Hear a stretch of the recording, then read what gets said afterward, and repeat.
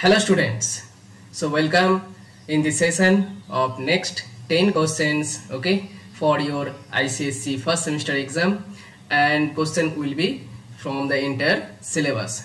So this is Souvik Das and I have come here to discuss 10 questions with all of you for your ICSE semester 1 exam. So our first question is this, and this is your timer started, okay. Tell the correct option. So the diagram given alongside shows a force F equal to 5 Newton, this one F equal to 5 Newton, okay, acting at a point A produces a moment of force 6 Newton meter about point O, the diameter of wheel is, क्या होगा correct answer? 6 second, 5 second, 4 second, 3 second और हो गया तुम्हारा times up, right. तो देख लेते हैं पहले करेक्ट ऑप्शन को। करेक्ट ऑप्शन हो जाएगा option B 2.4 metre. Now how so here moment of force is given about point O. So moment of force about point O equal to what?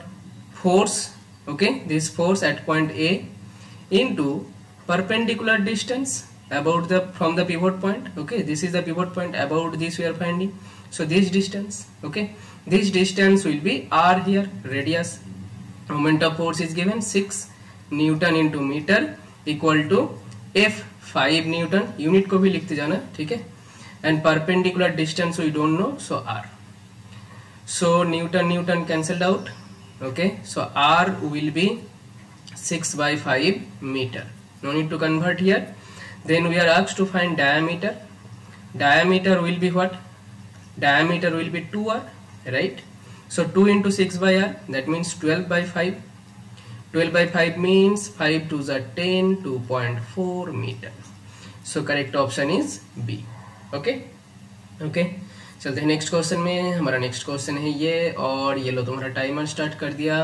बताओ correct option क्या होगा? Very easy question. Which of the following relations is correct? Okay, option A 1 kgf meter equal to 980 dyne centimeter. Option B 1 kgf meter equal to 9.8 Newton meter. Option C 1 kgf meter equal to 10 to the power 7 dyne centimeter. या option D none of these। और तुम्हारा time बचा है 5 second, 4 second, 3 second. बताओ क्या होगा correct option? Question number 2, times up. So let's see the correct option. Correct option is B here again. B, how 1 kgf meter, 1 kgf meter, okay, 1 kgf meter. Now 1 kgf meter means 1 kgf into 1 meter. Now again 1 kgf means 1 kg into gravitational acceleration, that is g, okay, this is 1 kgf into 1 meter. Now if you put the value of g in meter per second square, then it will be Newton. So 1 kg into 9.8 meter per second square into 1 meter. Everything is in SI unit till now. Okay, we have not converted it into dyne, into centimeter. Okay, we have not converted. So 1 into 9.8, so 9.8 kg meter per second square is Newton into 1 meter, so 9.8 Newton meter. So 9.8 Newton meter, this is the option, right? 9.8 Newton meter, so we got the correct answer. Okay, in dyne centimeter it will be 9.8 Newton to dyne means 10 to the power 5, and meter to centimeter means again 10 to the power 2 dyne centimeter. So it will be 9.8 into 10 to the power 7 dyne centimeter. Okay, let's see the correct, let's see the next question, right? Next question is question number 3. Tell, ये तुम्हारा timer start कर दिया। बताओ, when a body remains in the state of motion, body remains in the state of motion under the influence of several forces, the body is said to be in, remains in the same state of motion. Same state of motion means its velocity is constant. Okay, that means direction and magnitude of velocity, that is speed, both are constant. Okay, they are not changing. So under the influence of several forces, the body is said to be in, times up हो गया। देख लेते correct option, dynamic equilibrium. Okay, because here the body is in state of motion, so static तो नहीं हो सकते, state of motion में dynamic आ जाएगा। under the influence of several forces, okay, it remains in the state of motion, it is not changing, state of motion is not changing, that means equilibrium, so dynamic equilibrium.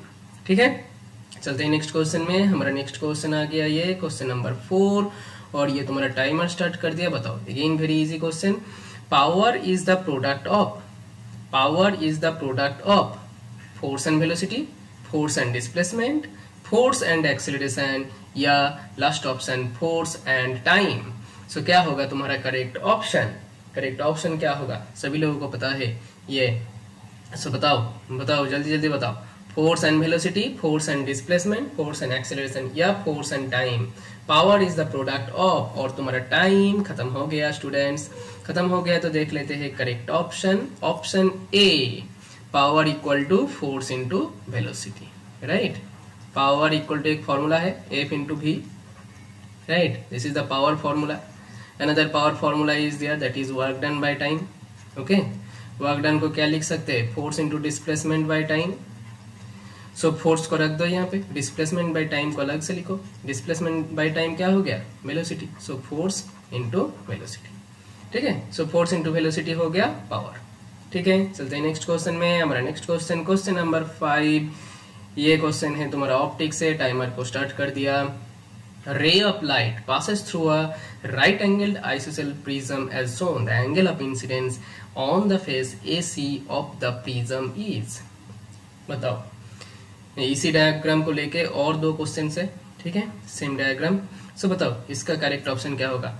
On the face AC, angle of incidence. Angle of incidence क्या होगा? Diagram को देखो. Angle of incidence क्या होगा? क्या होगा? क्या होगा स्टूडेंट्स? क्या होगा? देख लेते हैं. Correct option, it will B 0 degree. It will B 0 degree because on the surface AC, this one AC, on the surface AC, the light is incidenting along normal, right? Light is incidenting along normal. Normal incidence means what? Normal incidence. So normal incidence means angle of incidence at that surface will be 0 degree. Normal incidence means 0 degree, right? Right. Next question, इसी diagram को लेकर next question, question number 6. Same diagram. Timer start कर दिया. बताओ, what is the angle through which the incident ray deviates and emerges out of the prism?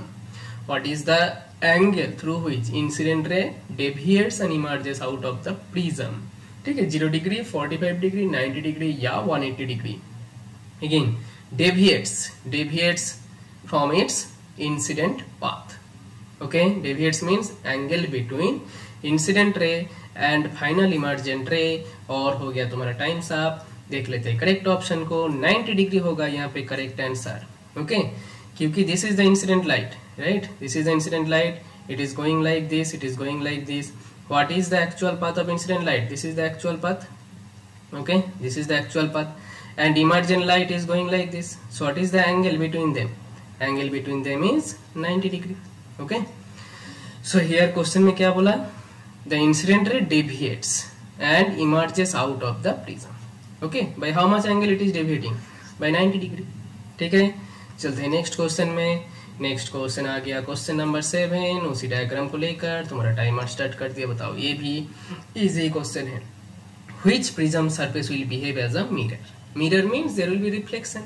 Okay, so check at which surface the light is reflecting. Okay, at AC, at AB, at BC, or any of these. क्या होगा correct option? ये भी तुम लोगों को मालूम है, बहुत इजी क्वेश्चन है. ठीक है, बताओ. सो 5 सेकेंड, 4 सेकेंड और हो गया स्टूडेंट्स लोगों तुम्हारा टाइम साफ. सो करेक्ट ऑप्शन हो जाएगा यहाँ पे A B, this surface.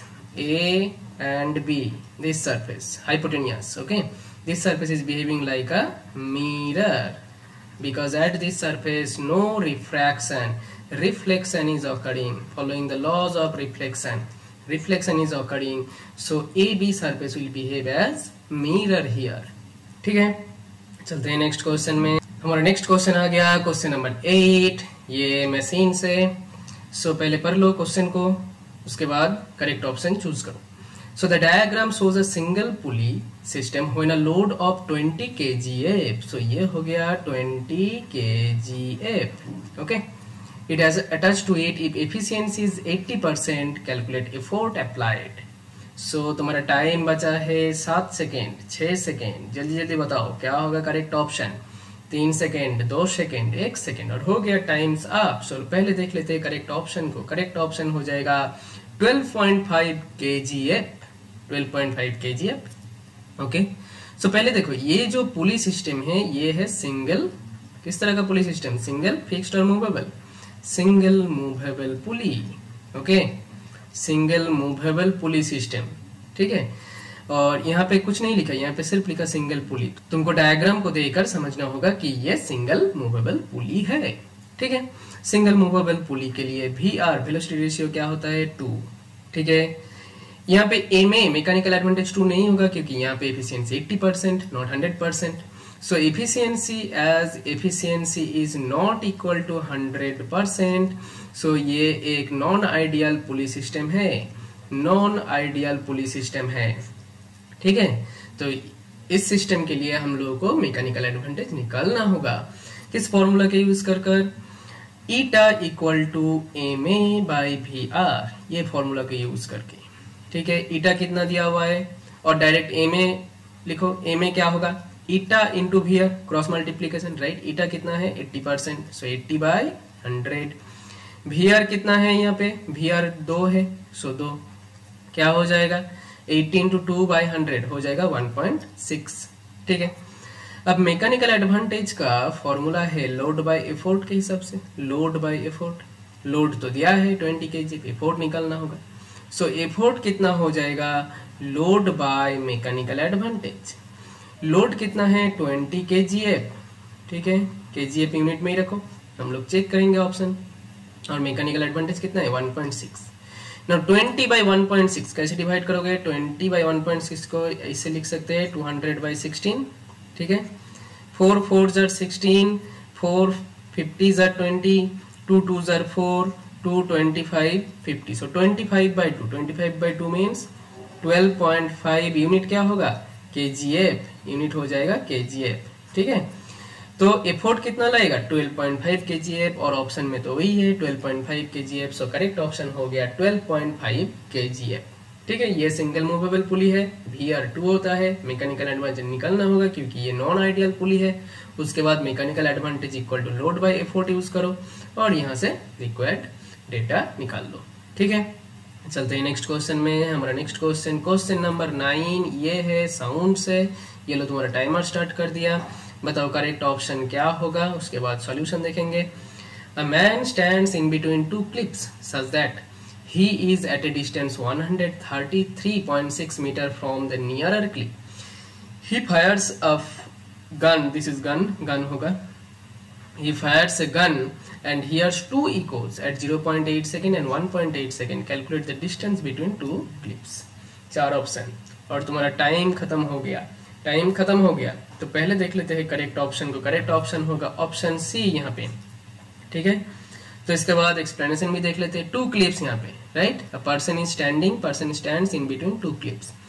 So suppose this is one clip, okay, this is one clip and this is another clip, okay, this is another clip, okay, okay, okay. Person is standing at 133.6 meter from nearer clip. So suppose person is here, okay, person is here, person is here. And this distance is given 133.6 metre. ये distance हम लोगों को मालूम नहीं, but time दिया हुआ है after which we can the person can hear echo. So 0.8 second for fast echo, obviously this time will be 0.8, okay. So 0.8 second in this case and in this case it will be 1.8 second, okay. So हम लोग formula use करेंगे। Formula क्या है, वही एक ही formula है हम लोगों के पास। क्या फॉर्मूला है 2D equal to V into T, okay, और D equal to V into T/2, whatever, any one formula. So 2D equal to V into T. So यहाँ पे देखो D दिया हुआ है, T दिया हुआ है, तो यहाँ से हम लोगों को V पता चलेगा। उस V को हम लोग यहाँ पे यूज करेंगे, ठीक है। तो V कितना हो जाएगा, V हो जाएगा 2D/T। So 2 into 133.6 by T कितना है 0.8 सेकेंड, मीटर पर सेकेंड हो जाएगा यूनिट। सो इसको अगर कैलकुलेट करोगे तो तुमको क्या मिलेगा, 2, ये डेसिमल पॉइंट को हटा दो यहाँ से, तो 2 4s are 8, 4 से 133.6 को डिवाइड करो, 3 4s are 12, 3 4s are 12 and 4 4s are 16, so 334 metre पर सेकेंड।